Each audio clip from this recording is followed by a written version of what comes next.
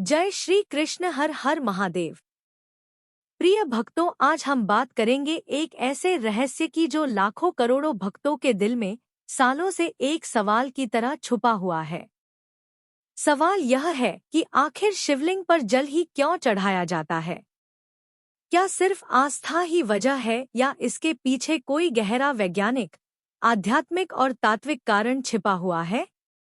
आज इस वीडियो में हम जानेंगे शिवलिंग का असली अर्थ क्या है, शिवलिंग की उत्पत्ति कैसे हुई, शिवलिंग पर जल क्यों चढ़ाते हैं, इसके पीछे छुपे वैज्ञानिक कारण क्या है, आध्यात्मिक महत्व और रहस्य क्या है, और वो कहानियां जिन्होंने इस परंपरा को जन्म दिया। तो चलिए शुरू करते हैं एक अनोखी यात्रा शिव की ओर, शिव तत्व की ओर। शिवलिंग का असली अर्थ क्या है। लोगों में अक्सर भ्रम रहता है कि शिवलिंग सिर्फ पत्थर का एक गोल आकृति वाला स्तंभ है, लेकिन सच यह है कि लिंग शब्द का अर्थ है चिन्ह या प्रतिनिधित्व करने वाला। लिंगम इति लक्षणम, यानी जिससे किसी तत्व की पहचान हो वही लिंग है। दरअसल शिवलिंग सृष्टि और ब्रह्मांड की अनंत ऊर्जा का प्रतीक है। यह कोई सिर्फ मूर्ति नहीं, बल्कि वो प्रतीक है जो कहता है कि शिव निराकार है लेकिन सर्वत्र व्याप्त है। सृष्टि का आदि और अंत उन्हीं में समाया है। शिवलिंग का गोलाकार आधार योनि को दर्शाता है, जो सृजन शक्ति का प्रतीक है, और ऊर्ध्व भाग शिव के निराकार स्वरूप को दर्शाता है, जो विनाश और मोक्ष का प्रतीक है। वैज्ञानिक दृष्टि से देखें तो शिवलिंग अक्सर ग्रेनाइट या खास पत्थरों से बना होता है, जिसमें ऊर्जा संचय की क्षमता होती है, और उस पर जल, दूध या बेल पत्र चढ़ाने से वह पत्थर ठंडा रहता है तथा उसके आसपास का वातावरण सकारात्मक ऊर्जा से भर जाता है। शिवलिंग वास्तु शास्त्र के हिसाब से भी नेगेटिव आयंस पैदा करता है, जिससे मानसिक शांति और ध्यान में सहायता मिलती है। इसलिए जब हम शिवलिंग पर जल चढ़ाते हैं तो हम केवल एक मूर्ति पर जल नहीं चढ़ा रहे, बल्कि अनंत ब्रह्मांड, अनंत ऊर्जा और अपने भीतर के शिव तत्व को नमन कर रहे होते हैं। यह कथा सिर्फ पुरानी कहानी नहीं, बल्कि यह बताती है कि शिवलिंग सृष्टि के आरंभ और अंत दोनों का प्रतीक है, और वह हमें अनंत का बोध कराता है। दोस्तों, हम सब शिवलिंग की पूजा करते हैं, उसे भगवान शिव का प्रतीक मानते हैं। लेकिन क्या आपने कभी सोचा शिवलिंग की उत्पत्ति कैसे हुई? क्या यह सिर्फ एक पत्थर की आकृति है या इसके पीछे कोई विराट दिव्य रहस्य छुपा है? आज हम जानेंगे वो कथा जिसके कारण शिवलिंग की स्थापना हुई और जिसे पुराणों में अनंत ब्रह्मा का प्रतीक कहा गया। बहुत बहुत प्राचीन काल की बात है। एक बार ब्रह्मा जी और विष्णु जी के बीच यह विवाद छिड़ गया कि कौन सबसे बड़ा है। ब्रह्मा जी बोले कि मैं सृष्टि करता हूँ, सब कुछ मुझसे उत्पन्न हुआ है, इसलिए मैं ही सबसे महान हूँ। विष्णु जी बोले कि नहीं, मैं पालन करता हूँ, बिना मेरे पालन के सृष्टि चल ही नहीं सकती, इसलिए मैं बड़ा हूँ। तब अचानक वहां एक विशाल अग्नि में स्तंभ प्रकट हुआ, जो इतना ऊंचा था कि उसकी ना तो ऊंचाई दिख रही थी और ना ही गहराई। उसकी लो तेज थी, पर उसमें शांति और दिव्यता भी छिपी थी। उसे देखकर ब्रह्मा और विष्णु दोनों ही चकित रह गए। तभी उस अग्नि स्तंभ से एक दिव्य आवाज गूंजी कि तुम दोनों में जो इस स्तंभ का आदि या अंत खोज लेगा वही सबसे बड़ा कहलाएगा। फिर विष्णु जी वराह रूप धारण कर उस स्तंभ की जड़ खोजने के लिए पाताल की ओर चले गए और ब्रह्मा जी हंस रूप में स्तंभ के शिखर की ओर ओर चले। दोनों अनंत काल तक चलते रहे, पर ना कोई आदि मिला ना अंत। विष्णु जी थक कर लौट आए और स्वीकार किया कि मैं इसका आदि नहीं खोज पाया। यह स्तंभ अनंत है और शिव ही परम है। पर ब्रह्मा जी ने झूठ कह दिया कि मैंने स्तंभ का शिखर देख लिया है और केतकी के फूल को साक्षी बना लिया। तभी उस अग्निस्तंभ के बीच से भगवान शिव प्रकट हुए। उनका तेज ऐसा था कि ब्रह्मा और विष्णु की आंखें झुक गई। शिव ने क्रोधित होकर कहा कि ब्रह्मा, तुमने झूठ कहा। इसलिए तुम्हारी पूजा पृथ्वी लोक में कभी नहीं होगी और केतकी का फूल भी शिव की पूजा में वर्जित रहेगा। शिव जी बोले कि वह अग्निस्तंभ ही मेरा स्वरूप है, वही मेरा लिंग रूप है और उसी की उपासना से मोक्ष मिलता है। इस कथा से यह स्पष्ट होता है कि शिवलिंग कोई साधारण पत्थर नहीं, बल्कि वह अनंत ज्योतिर्लिंग का प्रतीक है। वह बताता है कि शिव का ना आदि है ना अंत। वह अनंत निराकार ओंकार स्वरूप और सृष्टि के मूल तत्व हैं। पुराण कहते हैं, लिंग इति लक्षणम, अर्थात जिससे किसी अनंत तत्व का बोध हो वही लिंग है। वैसे तो शिवलिंग से जुड़ी अनेक कथाएं और रहस्य हैं, जिनमें हर एक कथा हमें शिव के अनंत स्वरूप और उनकी महिमा का नया पक्ष दिखाती है। ठीक इसी तरह एक और बेहद रोचक कथा है, जिसमें सूर्य और चंद्रमा भी शिवलिंग की उत्पत्ति और उसकी दिव्यता से जुड़े हुए नजर आते हैं। आइए सुनते हैं यह अद्भुत कथा। बहुत पुराने समय की बात है। एक बार देवताओं के राजा इंद्र ने देखा कि सूर्य और चंद्रमा दोनों ही अपने तेज और सौंदर्य पर घमंड करने लगे हैं।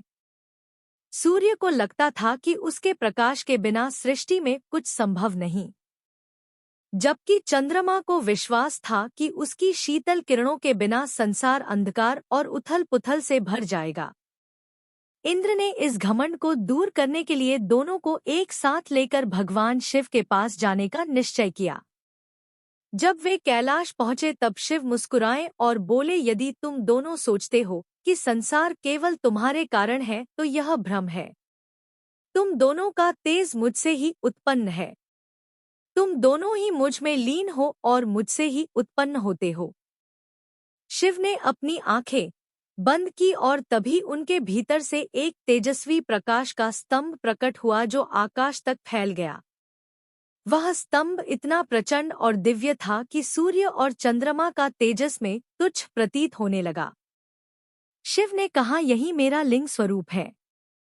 इसमें ना आदि है ना अंत। इसमें ही संपूर्ण ऊर्जा समाई है। तुम दोनों का तेज भी इसी से उत्पन्न होता है। सूर्य और चंद्रमा ने झुककर शिवलिंग की पूजा की और घमंड त्याग कर कहा, हे देवों के देव, हम समझ गए कि आप ही आदि और अनंत है। हम तो बस आपकी शक्ति का एक अंश हैं।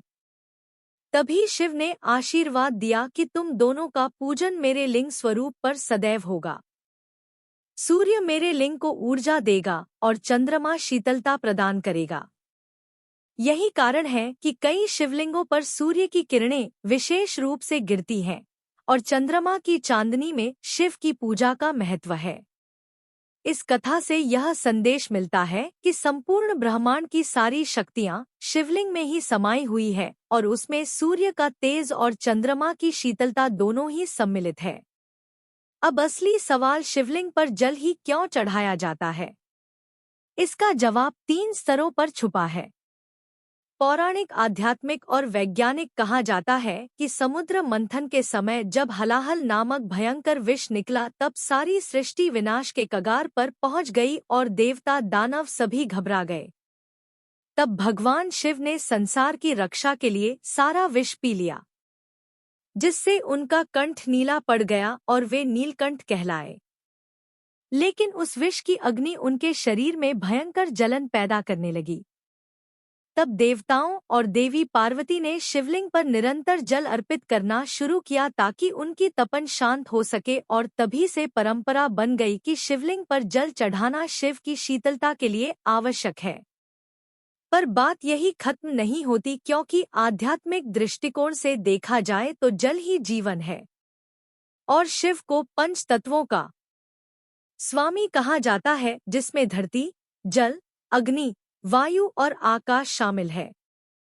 जब हम शिवलिंग पर जल चढ़ाते हैं तो यह केवल पूजा नहीं बल्कि एक संकेत होता है कि हम अपने भीतर की तृष्णा और अहंकार को शिव में अर्पित कर रहे हैं और यह हमारे अहंकार के समर्पण का प्रतीक है। इसके अलावा जल शांति और शीतलता का प्रतीक है और शिव स्वयं शांत और सौम्य स्वरूप है। इसलिए जब हम उन पर जल अर्पित करते हैं तो यह हमारी प्रार्थना होती है कि हमारे भीतर की ज्वाला और व्याकुलता शांत हो जाए। लेकिन असली रहस्य तब और दिलचस्प हो जाता है जब हम इसे वैज्ञानिक दृष्टि से देखते हैं, क्योंकि शिवलिंग अक्सर ग्रेनाइट या खास पत्थरों से बनाया जाता है जिनमें पाइजोइक गुण होते हैं। यह पत्थर वातावरण की ऊर्जा को अवशोषित और उत्सर्जित करते हैं, और जब उन पर जल चढ़ाया जाता है तो पत्थर ठंडा रहता है तथा उसमें उत्पन्न इलेक्ट्रोमैग्नेटिक वेव स्थिर हो जाती हैं, जिससे आसपास का वातावरण सकारात्मक ऊर्जा से भर जाता है।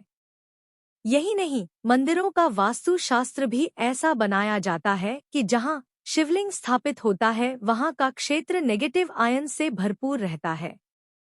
और जब हम शिवलिंग पर जल चढ़ाते हैं तो यह आयंस और अधिक सक्रिय होकर तनाव, डिप्रेशन और माइग्रेन जैसी समस्याओं को कम करने में मदद करते हैं।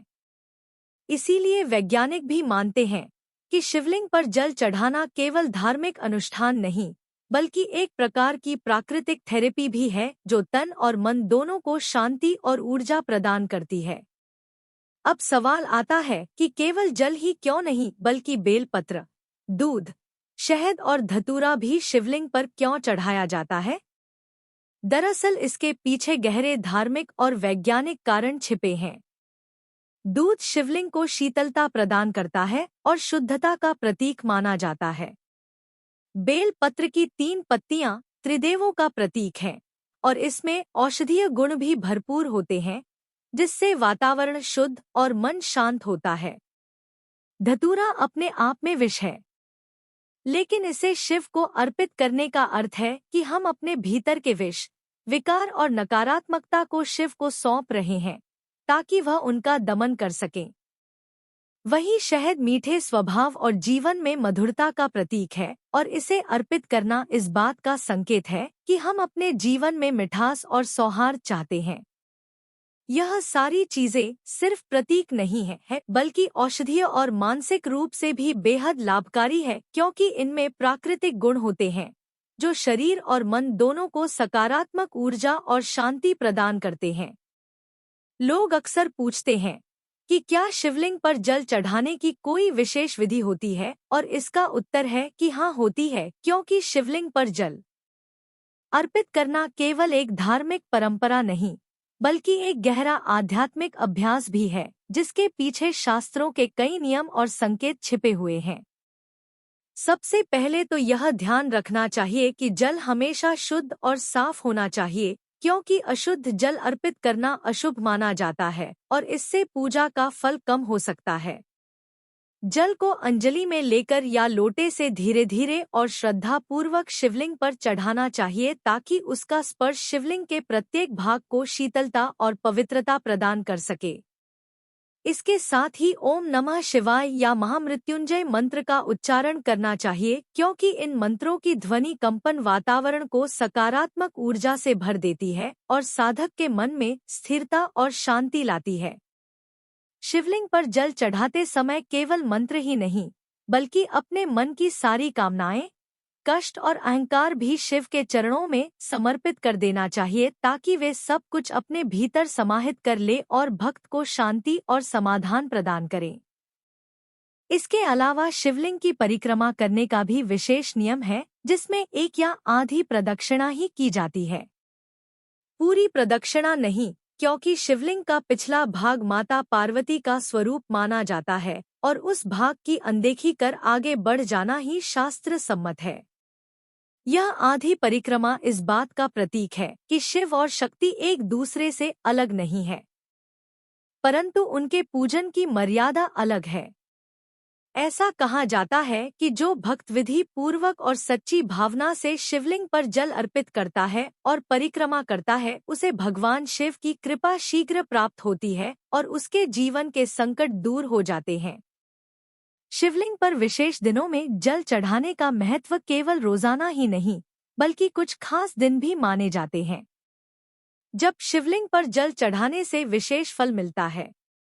जैसे सोमवार, जिसे शिव का प्रिय दिन माना गया है।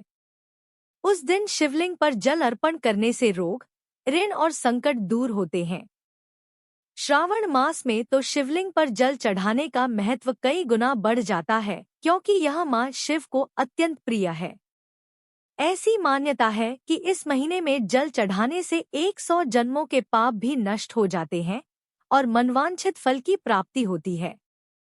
महाशिवरात्रि के दिन तो शिवलिंग पर जल चढ़ाना विशेष पुण्यदायक माना गया है, क्योंकि यही वह रात है जब शिव और शक्ति का मिलन हुआ था और पूरा ब्रह्मांड शिव में हो गया था। इसी दिन रात भर जल चढ़ाने और ओम नमः शिवाय का जाप करने से भक्त की हर मनोकामना पूरी होती है। भिन्न भिन्न प्रकार के जल का महत्व। इसके अलावा लोग सोचते हैं कि सिर्फ सामान्य पानी ही चढ़ाना चाहिए, लेकिन शास्त्रों में भिन्न भिन्न प्रकार के जल का भी महत्व बताया गया है। गंगाजल सबसे पवित्र माना गया है, क्योंकि यह पापों का नाश करता है और शिवलिंग को शुद्धता प्रदान करता है। कुएंगे या तालाब के जल को भी शुद्ध माना गया है। विशेषकर ग्रामीण इलाकों में लोग वही जल अर्पित करते हैं। बारिश का जल प्राकृतिक रूप से शुद्ध होता है और इसे शिवलिंग पर चढ़ाना अति पुण्यकारी कहा गया है। जल अर्पण के साथ संकल्प का महत्व। एक और खास बात जो कम लोग जानते हैं, वह है संकल्प का महत्व। शास्त्रों के अनुसार जब भी शिवलिंग पर जल चढ़ाया जाए तो कोई ना कोई संकल्प अवश्य लिया जाना चाहिए। जैसे हे भोलेनाथ, इस जलार्पण के माध्यम से मैं अपने पापों का प्रायश्चित करता हूँ, या हे शिव, मेरी इस कठिनाई को दूर कर दीजिए। ऐसा करने से पूजा का फल कई गुना बढ़ जाता है, क्योंकि शिव सिर्फ भक्ति ही नहीं बल्कि सच्चे मन की भावना को भी स्वीकार करते हैं। शिवलिंग पर ध्वनि का प्रभाव। और एक बेहद रोचक तथ्य यह है कि जब शिवलिंग पर जल गिरता है तो वह एक विशिष्ट कंपन उत्पन्न करता है। वैज्ञानिकों ने सिद्ध किया है कि इस कंपन से आसपास का वातावरण शांत होता है और मनुष्य के मस्तिष्क में अल्फा वेव्स उत्पन्न होती हैं, जिससे मानसिक तनाव और चिंता कम होती है। यही कारण है कि जब मंदिरों में लगातार जलधारा शिवलिंग पर गिरती रहती है तो वो न केवल धार्मिक दृष्टि से बल्कि मानसिक स्वास्थ्य के लिए भी बेहद लाभकारी होती है। तो दोस्तों, यह था रहस्य शिवलिंग पर जल चढ़ाने का वैज्ञानिक और आध्यात्मिक कारण। उम्मीद है आज की यह जानकारी आपको बहुत पसंद आई होगी। अगर आपको यह वीडियो अच्छा लगा हो तो लाइक करें, शेयर करें और कमेंट में जरूर लिखें हर हर महादेव। और अगर आप चाहते हैं कि किसी और धार्मिक विषय पर विस्तार से चर्चा की जाए तो कमेंट बॉक्स में जरूर बताइए। मिलते हैं अगले वीडियो में।